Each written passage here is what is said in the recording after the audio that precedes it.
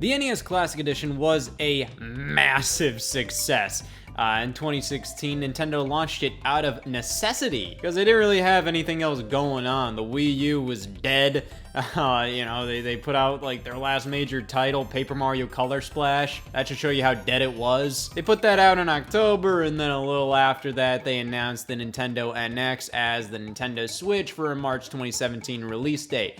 But in November of 2016, Nintendo launched the NES Classic Edition, and everybody needed to have it for some reason. Everybody wanted that classic system just because it was kind of cute, and for some reason they didn't know of any other ability to play NES games at that time. There's really no real reason to buy that other than it was a cool collectible, and for more casual players, it was like, oh man, I remember the NES. So, the hardcore kind of wanted it because it was a cool collectible, and the casuals wanted it because they didn't know of a different world being available at a moment's notice. But either way you slice it, it was only $60. That was a pretty damn good deal. I mean, it included 30 games, so that's $2 per game, while also being, a really cool miniature version of the NES with authentic NES controllers. That's a steal. But the NES Classic Edition made a lot of people think, like, man, what if other Nintendo systems get the Classic Edition treatment? I thought that myself in an earlier episode of Scout the Woz, where I went through and I thought of like, oh, what games would be included in an SNES Classic Edition, an N64 Classic Edition, a GameCube, Wii? And surely enough, in the summer of 2017, Nintendo announced the Super Nintendo Classic Edition, only a year after the NES Classic Edition released. It almost felt like they were planning this to be like a big line of systems. Just basically because they all have this logo on them, the Classics moniker. That made me feel like every single year going forward, we were gonna get a new Nintendo system in a miniature state with a bunch of games included. I remember there was a patent that was filed by Nintendo for a Game Boy-like device that a lot of people thought was going to be like a Game Boy Classic Edition. N64 would have obviously been like the next big system to do. But this was pretty much where they left it at, just NES and SNES. A little strange, Obviously, N64 is a little more powerful, but I think they could have done it.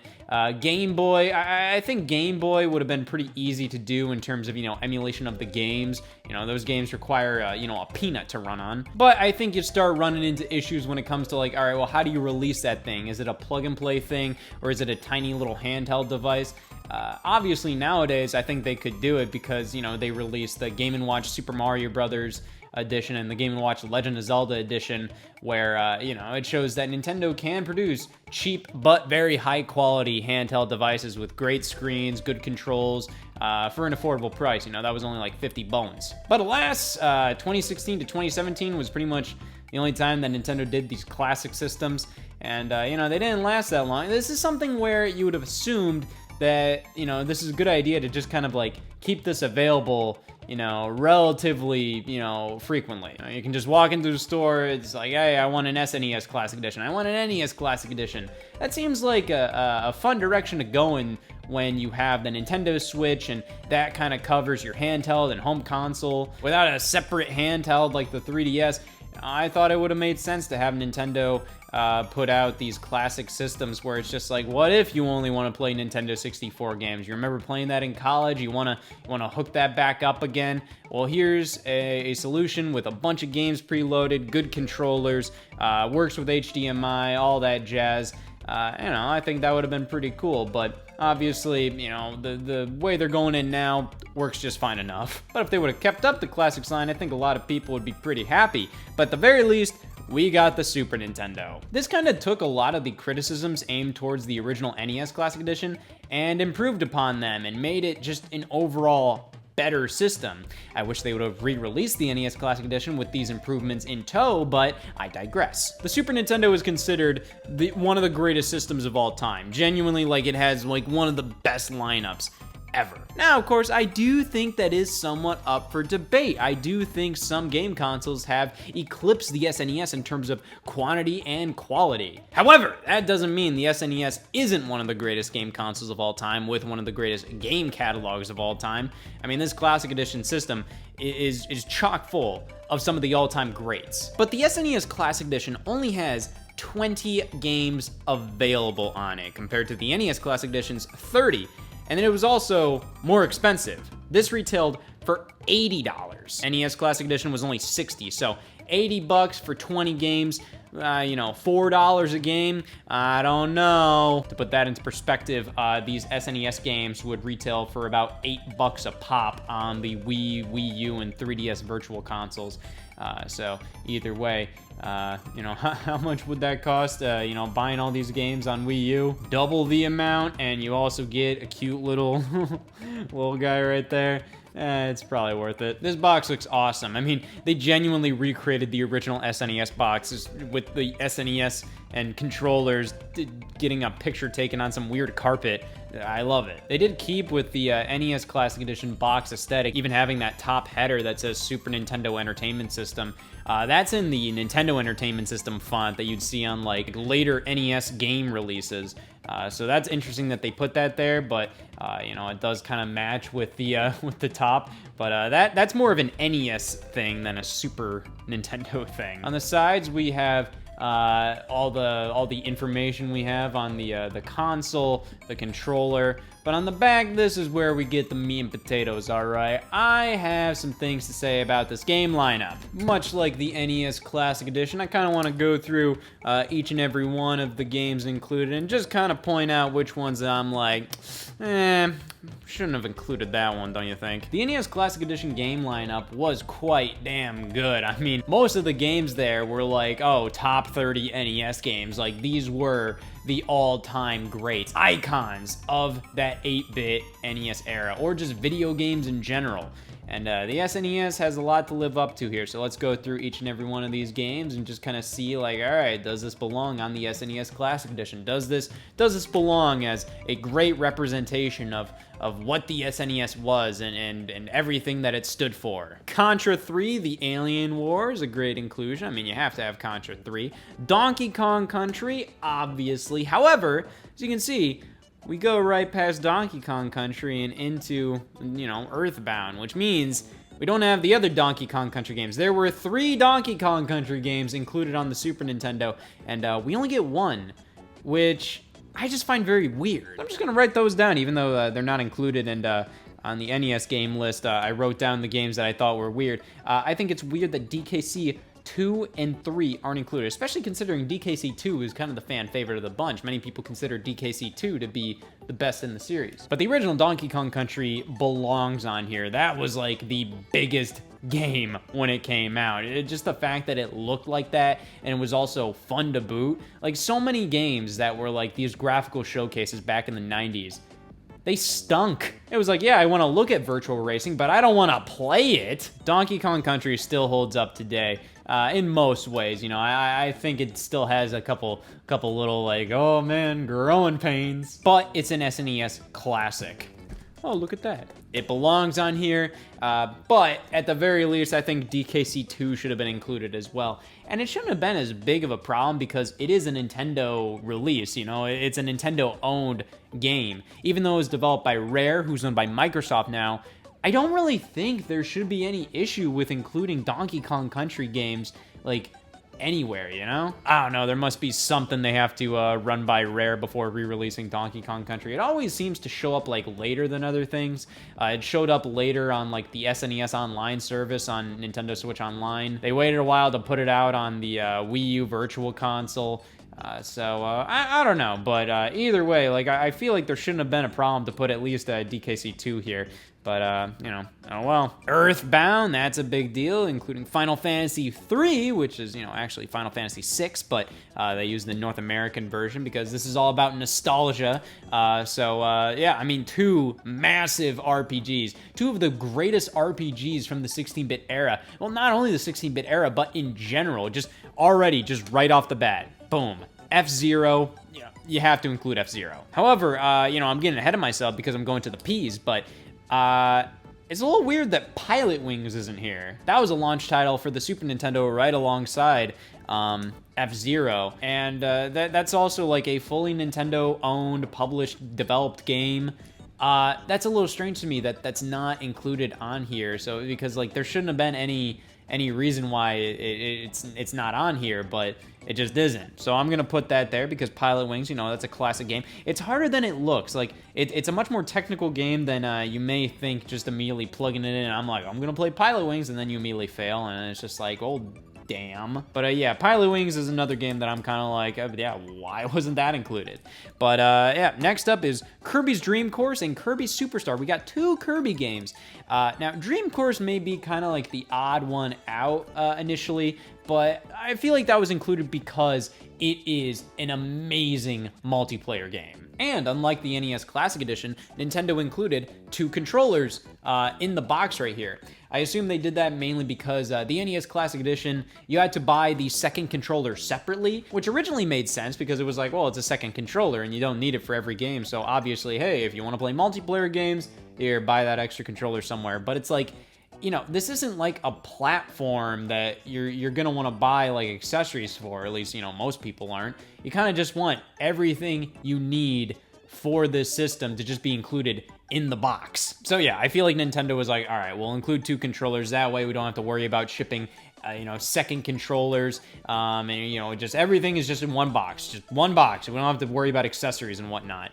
So, you know, hey, great multiplayer game to include. Maybe a little strange overall. I don't really think Kirby's Dream Course is really like one of the all-time great SNES games. So I'll begrudgingly put it in the list of like, why are you here? Not because I don't like its inclusion or don't understand it, but more so it's kind of the only one that I feel like you could kind of debate as to why are you here. But Kirby Superstar, there's no debate as to why that's here. I mean, that is often considered the best Kirby game, and that is like the go-to, like, bam, you want an amazing Kirby experience, Kirby Superstar. There's a bunch of other Kirby games they could have included. Kirby's Avalanche, which is just Puyo Puyo, or Dr. Robotnik's Mean Bean Machine, so it's obvious why they didn't include that one, but I think it would have brought variety. There's not a lot of puzzle games on here. In fact, I don't really know how many of these could be considered puzzle games, so I'm gonna say there's really no puzzle games. Kirby's Dream Course, you might be able to consider a puzzle game, even though it's mini golf. Kind of a puzzle game in the sense of like a puzzle platformer. This is like a puzzle sports game, I guess. You know, Super Punch-Out you could kind of consider to be a puzzle sports game too, but yeah, there's not a lot of puzzle games, so I think it would have been cool if they would have done like Kirby's Avalanche. They just would have worked with Sega. Because they own Puyo Puyo right now, and Kirby's Avalanche is just kind of a reskin of Puyo Puyo, so you know that might have been kind of cool to include, so I'll put that there. Kirby's Dream Land 3 is the other Kirby game on SNES that wasn't included. It's not a bad game at all. It's a great Kirby game, but it's generally kind of like one of the more forgettable ones, and it's also kind of, you know, like just overshadowed by Superstar. Superstar is the one that, like, if you're including a Kirby platformer on the SNES Classic Edition, is going to be Kirby Superstar. But I think that just kind of shows like Nintendo wasn't really going for like, oh, well, we can include that, so why not? They were genuinely like, we're going to include the best games possible. We aren't gonna put any fluff here, but it's just like Donkey Kong Country 2 isn't fluff. I wouldn't say like Pilot Wings is fluff, but I guess they were just like, no, we're going for the Titans. We're going for the mainstays that everybody knows, everybody played, Kirby's Dream Course. Yeah, I feel like for the most part, yeah, this is pretty much like a Titans list only, but that just kind of makes the inclusions of like weirder ones like Dream Course a little strange. Mega Man X, obviously, yeah, you got to include Mega Man X. They could have included stuff like maybe Mega Man 7 or Mega Man X2, X3, but Mega Man X was the Mega Man game that generation. It's just pretty interesting how like, Mega Man's place on the 16-bit consoles pretty much just peaked at X, and then you know, X2 and X3 came out, just didn't really get the same response. Not bad games by any means, including Mega Man 7. You know, not a bad game, great games. but they just didn't get the same response as the original X did. So it's just like, yeah, you know, you could have included 7 or X2, but, you know, they included the one that mattered. Secret of Mana, you know, that's another one that I'm like, yeah, of course that should be here, but, you know, that's a Square Enix game, or Squaresoft at the time. And I think a lot of people were just kind of confused, like, you include Secret of Mana, but, no Chrono Trigger. I think Chrono Trigger just costs a lot of money to license, and Square's kind of picky with how it's re-released. Pretty much like the only place it was for a while was just PC and mobile, and the Wii Virtual Console, but that was pretty much it. So like, yeah, we get Final Fantasy 3 and we get Secret of Mana, which is, you know, a big, like a great game on the SNES.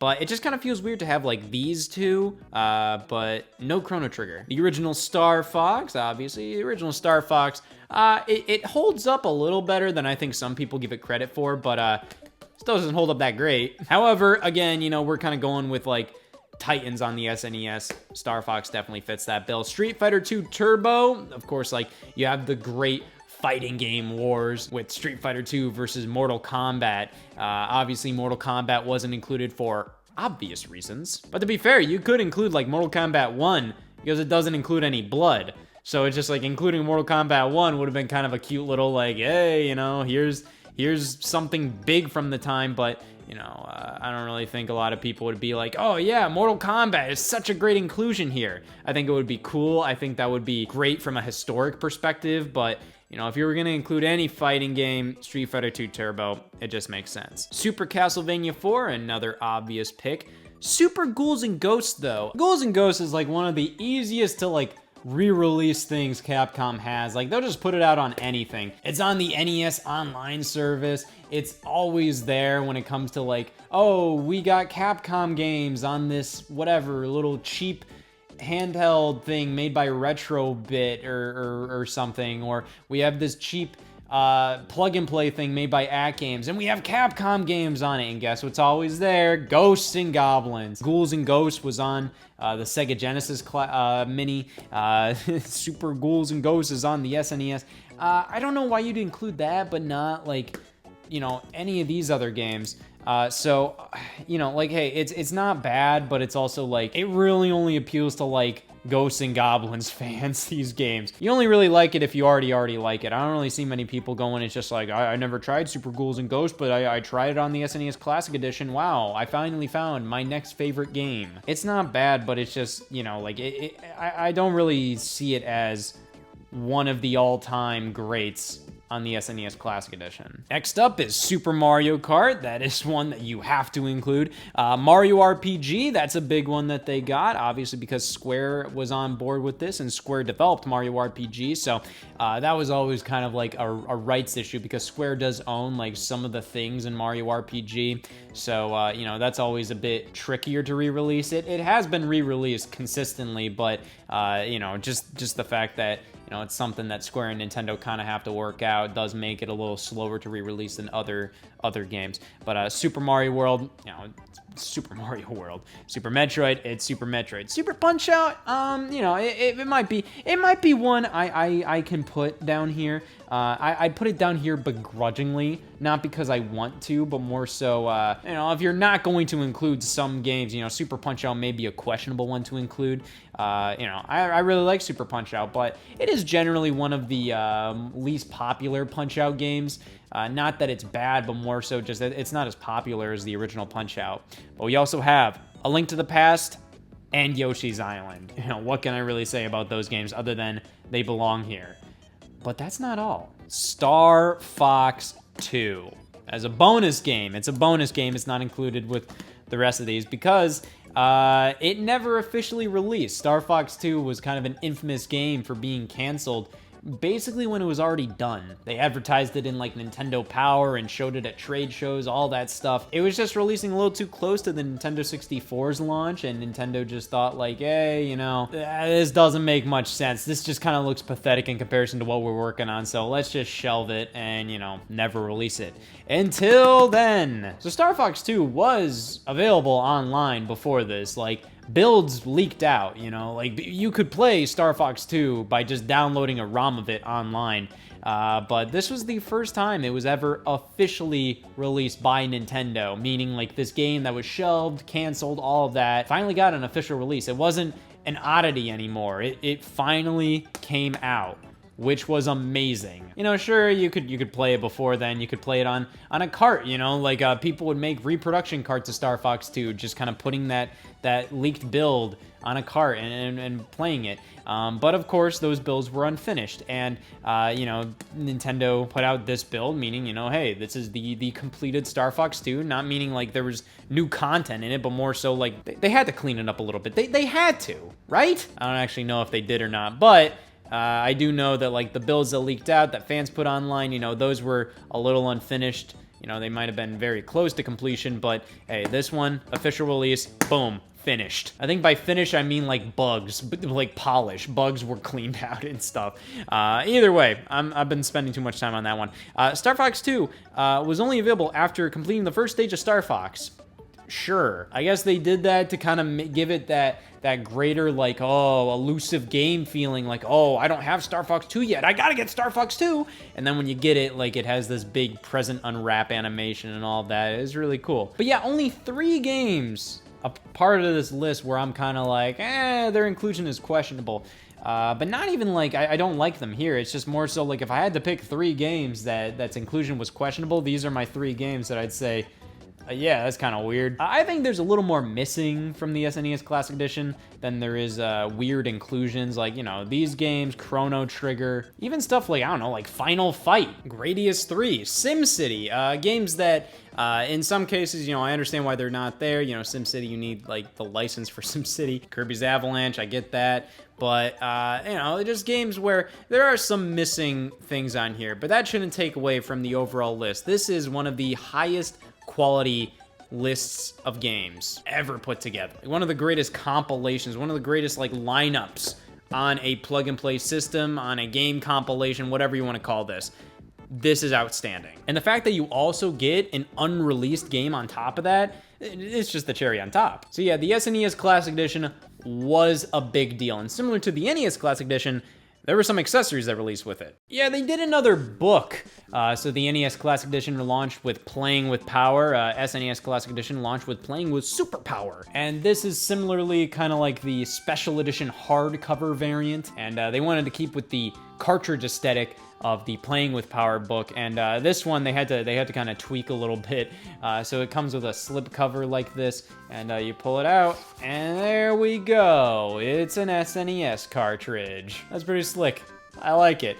And this book overall is a huge step up from the Playing with Power book. This book pretty much did more of like what I wanted the NES Classic Edition book to be. This focuses much more on just being a fun read rather than a collection of strategy guides. As you can see, they have like fan art here. Like they genuinely just have fan art that they collected. They have Nintendo Power scans right here, and they have more just passages written for all these things. And look at that, they have pictures of like original concept, proofs of concept that Nintendo put together for this thing. They have development sketches, look, oh man. And then they also just have like, oh, look at this, the Q&A that they had in like Nintendo Power, just showing like, hey, you know, like what you need to know about the next system. And then they also have just like, hey, graphics comparisons of like how NES games look compared to the Super Nintendo versions. And then they also, they don't even focus entirely on Super Nintendo. They say like, hey, these are the specs from like all these other Nintendo systems. And they have like accessories, controllers, the SNES mouse, and they have the Super Scope, and like look at all this stuff where like this is just so much more compelling than that original NES book. Not that the original NES book was bad, but it just kind of felt like a compilation of old Nintendo Power strategy guides. This feels like a true celebration of the SNES and Nintendo's lineage, while also focusing on giving tips and tricks when it comes to some of the games included with the SNES Classic Edition. Similar to the Playing with Power book, they pretty much only focus on like the Nintendo published games that were included with the SNES Classic Edition. So, you have Star Fox 2, Star Fox, Punch-Out, Metroid, Link to the Past, all the Mario stuff, Donkey Kong. But outside of that, we don't get strategy guides for like Contra 3 or Final Fantasy 3. But, the Super Mario World section, they talk about the development. They show the release dates. They show all these scans from Nintendo Power. And then they also say like, hey, here's some stuff about how to control the game. Here's some secret levels and here's some maps and all that stuff. But it feels much more like an art book. It feels more like a coffee table book. And that's what's so nice about it. Just this big page just showing the power-up cycle for Mario is just great. They also showed this like a screenshot from the Super Mario Brothers movie. And they have the maps here. But just the way this is laid out, I vastly prefer to the Playing with Power book. This is an excellent little flip through, and it was definitely a great companion piece to the SNES Classic Edition, but it also works on its own. I think this is a great little celebration of the Super Nintendo, and it's also awesome that, it was officially licensed by Nintendo. Nintendo put their blessing on this book. This is officially licensed by them, and I think this is amazing, especially because there's even a section in the back where, they have little fan art, and they show things that fans have done. That's incredible. It is a great book.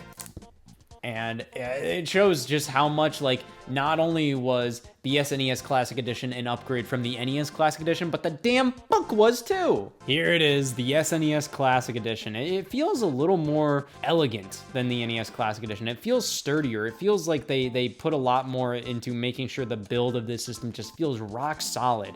And it also looks more like the original SNES compared to the NES Classic Edition looking like the NES. That's probably because, the controller ports, like, what? These just look like the regular controller ports. Nothing to worry here. You gotta open these, up here. Just hold up one moment. It'll happen. It'll happen. Oh. There it is. Yeah, so the controller ports are hidden by this little flap. It does make this look more like an original SNES, but it does make it a little less user-friendly to just be able to, plug it in. But it does still use the Wii Nunchuck port, the Wii Classic Controller port, whatever you want to call it.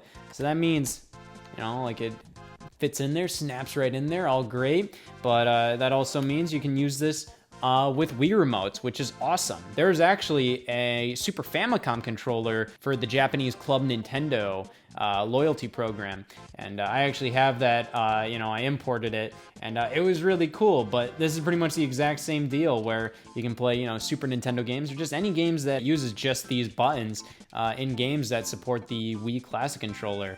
It's great, and this controller feels amazing. It's not one-to-one with the original, though. It uses like a different texture, like a grittier kind of like very light sandpaper texture. Not really sandpaper, but that's kind of the best way I can describe it. It's not rough at all, but it's definitely different compared to the regular SNES controller. But that's not a bad thing. I think it honestly feels better.